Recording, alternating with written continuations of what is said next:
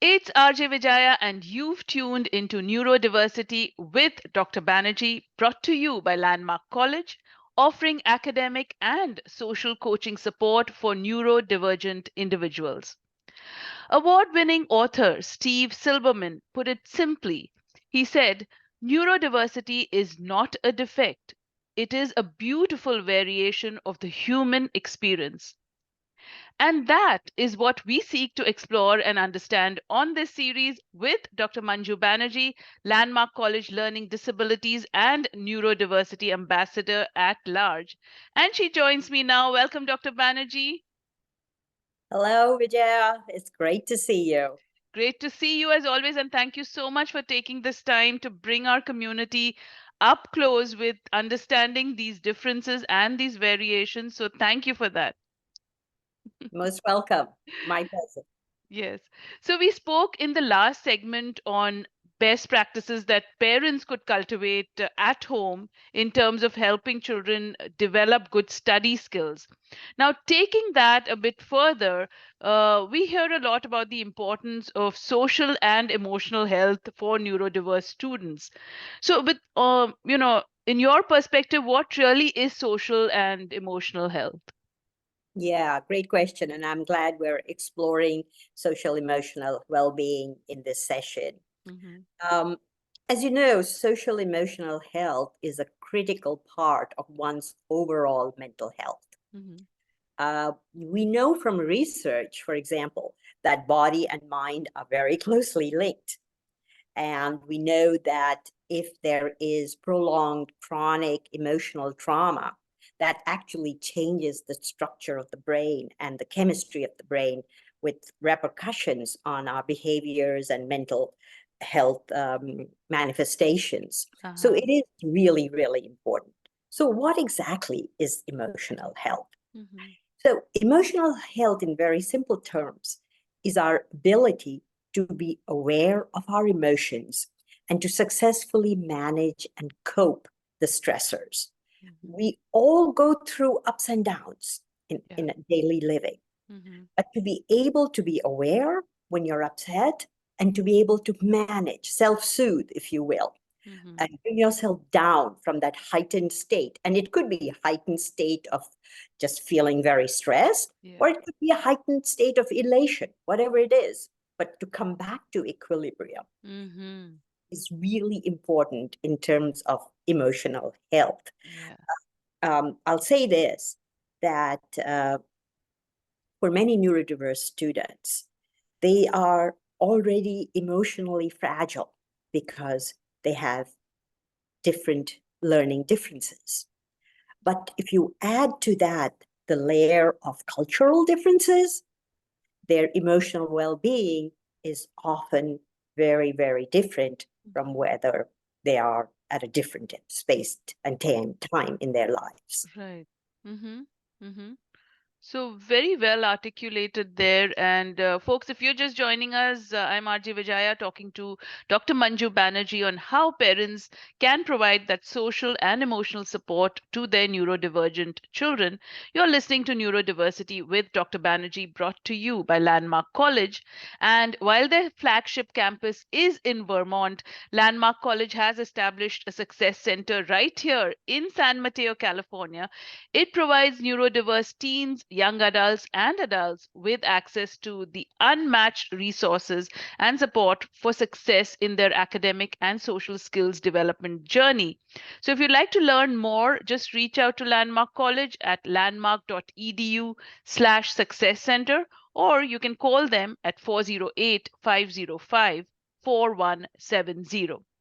So, Dr. Banerjee very well articulated, like I said there, about the social and emotional health component of people in general, and of course neurodivergent children in particular. But what are some of the stressors that are experienced by neurodiverse students? Yeah, another great question. Mm, So, in the school environment, neurodiverse students yeah. often experience bullying, which is a stressor. They can experience the fear of being left out from their peer group, not having any friends. Mm-hmm. And Also feeling, you're not as smart as your peers, for example. These are all stressors. Mhm. We also have teachers sometimes inadvertently making comments which are hurtful, Yeah. and that really creates anxiety for many neurodiverse students. Mhm. And in the home environment, this is very interesting for our parents to hear, Yes. that many of these students feel they've let their parents down and Uh-huh. that they are ashamed of Yeah. how they're doing academically and otherwise. So it's really important for the Southeast Asian community, particularly parents who value education so Yeah. much, Yeah. to be In aware. fact, I'm glad you mentioned that because, recently there was a study, a neurodiversity and stigma study by understood.org, and they found that 6 million of the 25 million parents of neurodiverse children are typically like skeptical or unaware of their child's learning differences. And even if they tend to be well-meaning, they have trouble recognizing the signs of neurodiversity, and they can feel very overwhelmed about what to do next, right? So they sort of transfer that feeling of anxiety onto the child then. Hmm. Absolutely. And ironically, it's not just parents who are skeptical of the neurodiversity of their children. Yeah. Also, there are still many teachers who don't understand neurodiversity and will often make comments that are hurtful to students and create anxiety. So if the students believe that they're being judged or discriminated against, or they are being stereotyped, if you will, then they develop fear and anxiety from these stressors. And Hmm. and if the fear and anxiety continues over a period of time, it results in what's called toxic stress, which is really not good for Hmm. and social health and well-being. Yeah. Well, I'm glad you laid that all out because now I feel like, they have to deal with so much when they're going out into the world, right? It's like from strangers, from friends, from family, from teachers, anything could be a trigger. So it's like walking on eggshells, really. So it's a very difficult situation for neurodiverse children, and generally children in general also as they're gauging their surroundings.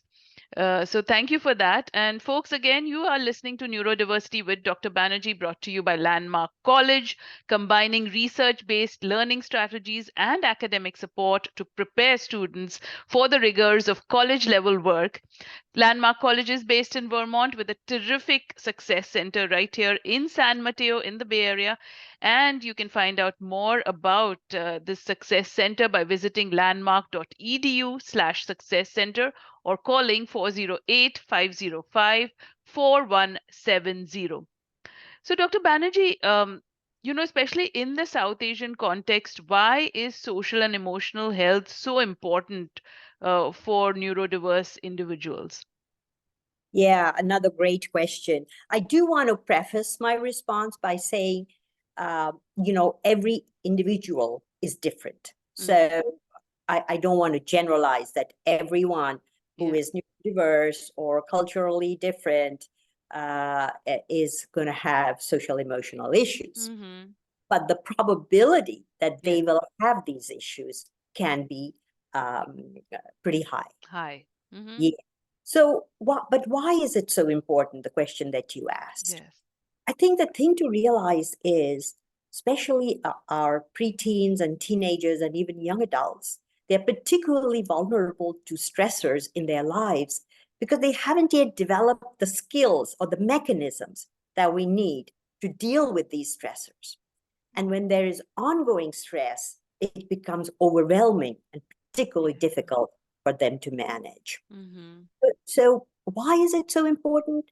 There are three things I'll say as to why this is so important to be Yeah. addressed before it becomes chronic stress. One is because to be able to develop self-regulation skills, like I talked about, the self-soothing, to be able to calm yourself down, which are such important life skills. It's Yeah. not just school, we use it throughout our lives. Yes. Uh, so to be able to do that, social emotional health is very important. Mhm. It's also really important as a foundation for developing self-esteem, self-worth, and feeling good about yourself, so to Mhm. speak. And to be able to do that, you have to start with emotional well-being. Right. And the third one, I'll say, I mean, there are many, but I'm picking three, is to be able to develop healthy relationships. So social emotional health is important, whether it is relationship with peers, with parents, with teachers. It's these relationships that build life skills later on in our lives. And Mhm. in particular, I'll add a four, even though I said three, Yeah. it is to develop self-advocacy skills. Uh-huh. So Mhm. what is self-advocacy? Yeah, we're going to learn more about that, definitely. I want to know what self-advocacy is. But what you stress is, I mean, all of these stressors and all of the things that you stress is applicable to anybody, to develop that sense of self really. And that goes into the social and emotional health aspect. So again, folks, it's Landmark College has brought to you this program on neurodiversity, and we are talking to the subject matter expert of it all, and that's Dr. Manju Banerjee, who's taken time out to really guide us, lead us into all of this. And how can parents really support their neurodiverse children where the social and emotional health is concerned? We're learning, we're talking about that. Now, Landmark College has, of course, its Bay Area Success Center in San Mateo. You can visit them at landmark.edu/success center or call them at 408-505 4170. Um, yes, Dr. Banji, you spoke about building self-advocacy skills. Now, how can parents best support the emotional health of neurodiverse students, and what really is self-advocacy? Yeah, again, great question. And this is really something the parents in the audience would be curious to hear Yeah. about. So self-advocacy is not only being able to effectively communicate, convey, negotiate your rights, your interests, your needs, etc., but it is also assumes the ability to make informed decisions, that you can make these decisions and you can take responsibility for your decisions. That is really important. It's not about just saying, I want to do this. Yeah. But if you're given the opportunity to do this, and whatever happens, you are then also responsible for having made that decision. So Hmm. that's really important. So you And to realize that the onus is on you when you make a decision and the yes, responsibility. Hmm. yes, it often simply put can mean being able to speak up and Mm. being able to have that self-confidence to speak up. Yeah. But when you speak up for something, you also are responsible for what you spoke up for. Hmm. And we know that self-advocacy skills are developmental, and they develop and they change over time. For example, the way a 2-year-old self-advocates for himself by screaming and saying, give me that thing now, Hmm. not the way a teenager would self-advocate, and Yeah. definitely not the way an adult would advocate if they're looking for a promotion at work or something else. So Right. again, it's really important to understand that it is a developmental process. In other words, it's ongoing and it's adaptive. And that's Hmm. key. Why? Because we learn about self-advocacy from our experiences. I Hmm. remember a story of one of my students I was doing a session on self-advocacy, and he said to me, yeah, Dr. Banerjee, let me ask you this. Hmm. If this is your first day on the job and you find out your office space is a cubicle next to the bathroom, are you going to go up to your supervisor and say, I don't want to sit there. I want the office space next to you with that Uh-huh. window? Good So, question. Yeah. so, so realizing when to say what also comes from this experience. But Hmm. but the last point I'll add on self-advocacy is that uh, there is an influence of gender. Females self-advocate differently from males, Ah. and there's also cultural differences. Hmm. So by And by saying the gender difference, you mean females are more hesitant to self-advocate? particularly Indian, I mean, females, you must have heard of the imposter syndrome, where Yes. females feel, oh, they don't deserve some of Yeah. the accolades and praise that they get, Mm-hmm.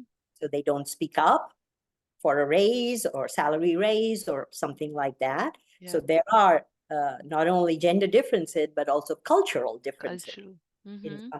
some cultures, women don't speak up, and in other cultures, they can be pretty assertive. Mm. Yes. Now that Yeah. you mention it, yeah. Yes, very Yes. true. Very true. So, folks, we're having a very engaging conversation with Dr. Manju Banerjee of Landmark College, and we're talking about neurodiversity, understanding all aspects of it, and also how parents can really support the emotional and social health of their neurodiverse children. Especially in this edition, we're talking about that. And Landmark College offers personalized assistance not found at most traditional colleges, degree programs for students, and professional training for educators as well. Reach out to them at landmark.edu/success center to find out more about their success center in the Bay Area in San Mateo, or call them at 408-505-4170. So, Dr. Banerjee, parents have a very difficult time. They want to get involved in every aspect of the child's development, and even considering when a child is neurodiverse, they tend to take that even further. They jump in with both feet in. But should they get involved in trying to find friends for their son or daughter? Yeah. So that's a good question. And my advice is let it happen organically. Uh-huh. Um, you know, often parents will go to a friend's house, let's say another Indian friend or another South, and the family there has another boy same age as theirs, and they will say, "Oh, go play. Why don't you two go play together?" And there's an assumption that they will automatically become Mm, friends, and yeah. they that may not happen at all, and the kids may not get along. So assuming that you can make friends for your sons or daughters um, is a big assumption. And sometimes it works, and Yeah. they're great friends. So gauge the situation. Let your child kind of take the lead. You might say yes, go and play, but then if the child comes back and says, "Nah, didn't quite work out," or whatever, I really didn't like. And sometimes Mm, you have kids who really show off a lot about their academics. This is a common trait among Southeast Asian mm, community. that's So it's really important that parents are aware of some of the pros and the cons of trying to build friends. But one thing I want to say, if I may, sure. to go back on self-advocacy skills and how to build self-advocacy skills in your son or daughter, Landmark College uses something called a non-directive coaching approach. Oh. And there are a couple of tenets of this approach. And one thing, I'll give you a couple of them. Mm, One thing is to create in the home a non-judgmental and a neutral space for dialogue. mm, And this is particularly difficult for Southeast Asian parents because there's a feeling, well, I know the right mm. approach. My And way or the highway. yes, Yeah. yes, Yeah. no, don't do this or do it this way, etc. Yes. Another tenet is what's called um, curious questioning. And that means you don't ask the why question, but Mm, ask the where, when, which question. So, for mm, example, you don't start by saying, "Why didn't you do your homework?" mm. That immediately puts, especially a teenager, on the defense, makes them defensive. Yeah. They can lie. Oh, but if you were to say something like, "What happened? Um, how can we kind of address this situation?" That's a calmer question, if you will, rather than Mm-hmm. the hot question of why didn't you do this? Yeah, it's like a trigger, the why. Yeah. Exactly, exactly. The other thing is to promote self-identification of solutions. Mm. So, something like, okay, I know the homework's not done. What do you think you can do right now to address that? Yeah. So it could be things like talk to the teacher, explain what happened, et cetera, but helping them think it through, think the solution through. Mm-hmm. I'll add one more, that is promoting their self-management of emotions. I started this session by saying how critical for emotional well-being is the ability to self-soothe, to self-calm yourself. Because we can't live in a heightened state of whatever the emotion is, Yes. elation or fear, that is detrimental to the Mm. body. Um, so showing students ways to kind of calm yourself down. For Mm. some, it is being able to talk. For others, it may be, I just need my space for a while, etc. But at the end of the day, the last tenet I will say is students need to be accountable. They need to know that they're accountable for the decisions they're making, and what you do is accountability. Holding students accountable needs to be an interactive process. Mm-hmm. It shouldn't be, I am telling you because I'm the father. Yeah. It should be a conversation, a dialogue in a trusting and safe space. Mm-hmm. So That's the, what the the parent, I guess, has to be sort of train themselves. It needs a yes. whole different approach, and Yeah. the other than the way they've been at it for forever. They have to totally change their. I mean, it's a child. Like somebody once said, they're no problem children, they're problem parents. You have to sort Well, of change that equation. paradigm. Yeah, Yes, they paradigm. will need to kind of rethink that paradigm. It's very hard, especially for neurodivergent, for parents of neurodivergent students of the Southeast Asian community. But I think we're getting more and more enlightened. Mm-hmm. We are looking at the research. We're looking at evidence-based practices. But more than anything else, and I've seen this so many times at Landmark College, is when the parents realize the successes, the small successes and the big successes, and how these successes can actually create an individual who is a complete individual despite their neurodiversity, Yes. who is successful in many facets of life, whether it Uh-huh. is relationships, a career, um, an interest, or a hobby. Um, it is what makes parents proud Yes. at the end of the day. That's right. That's right. So thank you so much, bringing and any last minute tip you'd like to leave with a parent who's just like driving their child somewhere and listening to this, anything that you'd like to leave them with? Yeah, that's a great question again. Um, Everything like this and Yeah. the suggestions that I made, they take time. Mm. Just listening to, oh, yes, create a safe space for dialogue. Oh, yes, hold your child accountable. Mm. I mean, we talk about these practices, Yeah. but they take time. Time. And for some parents, it might need talking with an external person, whether it's a teacher, a counselor, or Yes. somebody that can help you and guide you. So my takeaway for my parents on emotional well-being is also be kind to yourself. Mm. Don't beat up on yourself. You have the best intentions. Yes. Yeah. I mean, intentions are not strategies or interventions, Mm-hmm. but best intentions are a starting point. Point. Yes. And Yeah. and parents can be the hardest on themselves. So Yes. that Yes. is great to remember that, kindness and patience and conscious effort towards doing this. And Yes. so beautifully outlined, Dr. Banerjee. Thank you so much for underscoring, all that needs to be done, the critical role of parents in understanding what their child is going through so that they can ensure that they thrive and really achieve their full potential. So thank you so much for another absolutely amazing session and really appreciate it. Thank you. Mhm.